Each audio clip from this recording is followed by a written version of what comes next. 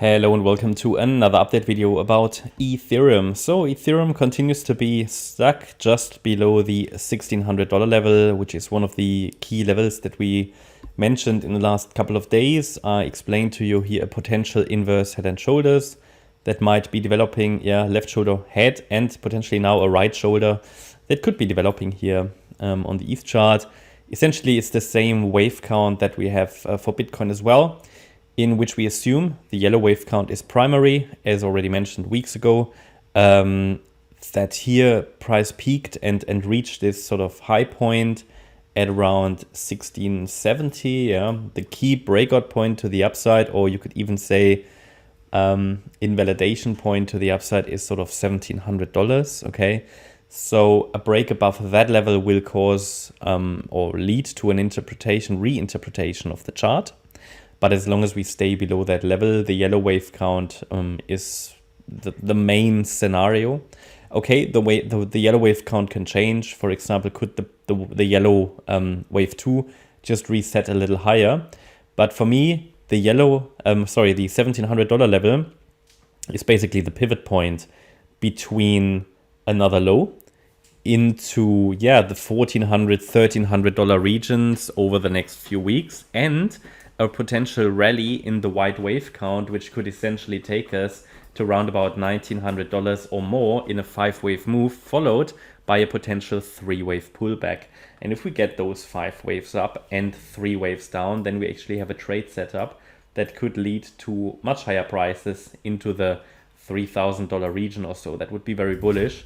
5 waves up, but also 3 waves down. That's both needed to confirm that here a lasting low has been established, and also it will act as another potential trade setup, basically in a similar way to here where we hit the support area and price bounced off. But overall, the yellow wave count still remains primary. We rallied in pretty much a corrective fashion here into the September highs, the middle of September highs, and then we had 5 waves down. Because we got the 5 waves down to around about 1570, the yellow wave count has gained even more in probability. And after 5 waves down, we typically expect a reaction to the upside. That happened, and we rallied into resistance. And basically the assumption would be that this is now unfolding as ABC structure, and that the C wave here to the upside is unfolding next. Yesterday in my first update, I highlighted to you that I would be watching for a decline into the support area for the B wave. That did occur. Let me take the subwave structure out, but that did occur.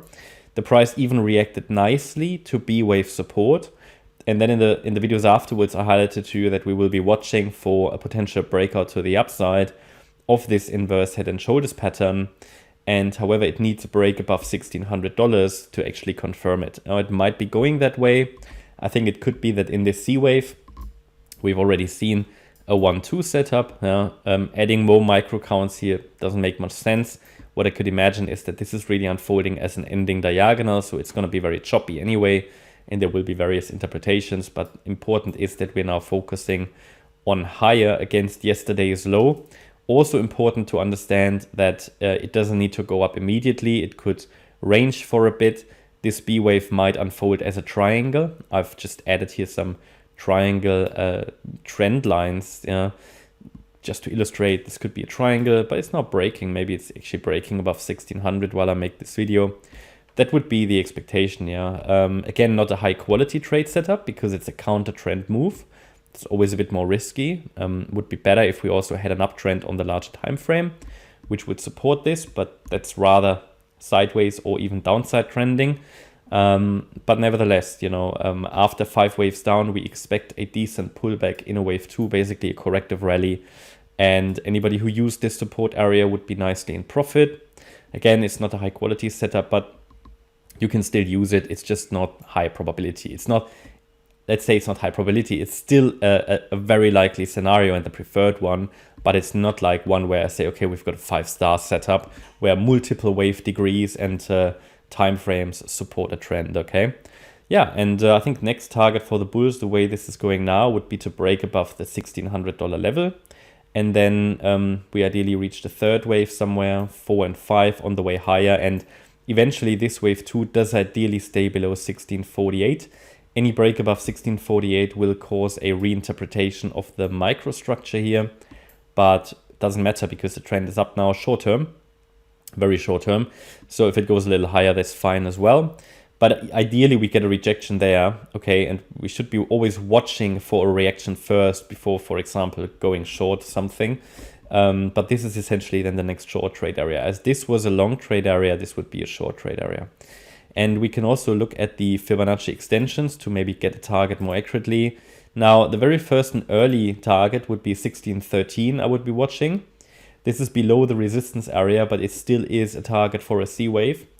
Within the area, we've got 1633, which is very much overlapping with this 1630 level there, the 61.8 retracement level. So you've got a good overlap there between two key Fibonacci levels. Yeah, the 1.618 extension, which is more to be seen as a target, and the 61.8 retracement level, which is a very important, Fibonacci retracement. It's a resistance level basically. But when you have good confluence between both of them, then it might act as a stronger cluster of resistance when the price approaches that range.